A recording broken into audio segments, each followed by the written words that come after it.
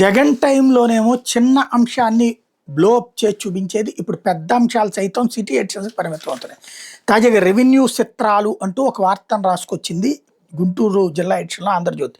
ఏమని, ఎవరైతే సమస్య సృష్టిస్తారో మళ్ళీ వాళ్ళ దగ్గరికి ఆ సమస్య పరిష్కారం కోసం వెళ్తున్న విచిత్రం ప్రస్తుతం రెవెన్యూ విభాగంలో నెలకొంది. గత ఏలుబడిలో స్థలాలు పొలాలను ఉద్దేశపూర్వకంగా లిటిగేషన్లో నెట్టేశారు. కాగా ప్రభుత్వం మారితే తమకు న్యాయం జరుగుతుందని రెవెన్యూ బాధ్యులు గంపెడి ఆశలు పెట్టుకోగా వాళ్ళలో నిరాశ నెలకొంది. కొందరు వీఆర్ఓలు మరి కొందరు పై అధికారులు ఇష్టారీతిన సంతకాలు చేయడం వల్లే ప్రస్తుతం రెవెన్యూ సమస్యలో కొలిక్కి రావడం లేదని తెలుస్తుంది. సమస్య సృష్టించడంలో ఏ రెవెన్యూ సిబ్బంది అయితే సహకారం అందించిందో తిరిగి ఆ టేబుల్ వద్దకే నేడు పరిష్కారం కోసం ఆ ఫైల్ వెళ్ళడం విడ్డోరు. అప్పుడు పనిచేసిన యంత్రాంగంలో ఏ ఒక్కరు ఇప్పుడు అక్కడ లేరు, బదిలీపై వేరే చోటకి వెళ్ళిపోయారు. ప్రస్తుతం ఉన్న సిబ్బంది తాము చేయలేమని, అప్పుడున్న అధికారి తప్పిదం వల్ల జరిగిందని తప్పుకుంటారు.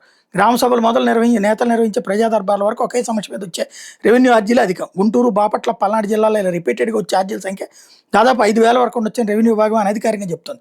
గడిచిన నెల నుంచి ప్రభుత్వం నిర్వహిస్తున్న రెవెన్యూ క్లినిక్లో కూడా అదే తంతు. బాపట్ల కలెక్టరేట్లో ప్రత్యేకంగా ఏర్పాటు చేసిన రెవెన్యూ క్లినిక్ టేబుల్ దగ్గరికి ఇప్పటిదాకా 578 సమస్యలు వచ్చినాయి. ఉమ్మడి గుంటూరు జిల్లా వ్యాప్తంగా చూస్తే ఈ సంఖ్య 1,800 వరకు ఉండొచ్చని తెలుస్తుంది. ఈ చిత్రం ఏంటంటే వీటిలో దాదాపు 70% వరకు గతంలో పీజీఆర్ఎస్లోనూ రెవెన్యూ గ్రామ సభల్లో ఇచ్చినవి. బాపట్ల జిల్లాలో రెవెన్యూ పరమైన సమస్యలతో గడిచిన 6 నెలల వ్యవధిలో వేదికల మీదకి 3,600 అర్జీలు వస్తాయి. వీటిలో అత్యధిక యంత్రాంగం సృష్టించే సమస్యలే కావడంగా ఉన్నారు. ఇక్కడ ఉమ్మడి గుంటూరు జిల్లా వ్యాప్తంగా చూస్తే ఈ సంఖ్య 8,500 వరకు ఉండొచ్చని అంచనాగా ఉంది. పరిష్కారం దొరక పదే బాధ్యతలు తిరుగుతూ అర్జీలు ఇస్తున్నారు తప్ప మూలాల్లోకి వెళ్లే ప్రయత్నం అధికారులు కూడా చేయడం లేదు. సమస్య సృష్టించడము అంటే అది సమస్య అని అర్థం చేసుకోవడం.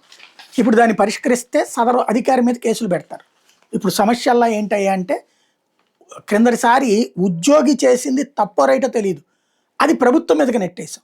ఇప్పుడు అధికారి ఉద్యోగి మీదకే నెడుతున్నాం, ప్రభుత్వాన్ని కాపాడుతున్నాం. ఇది మన వార్తల స్టైల్ ఆఫ్ ఫంక్షనింగ్.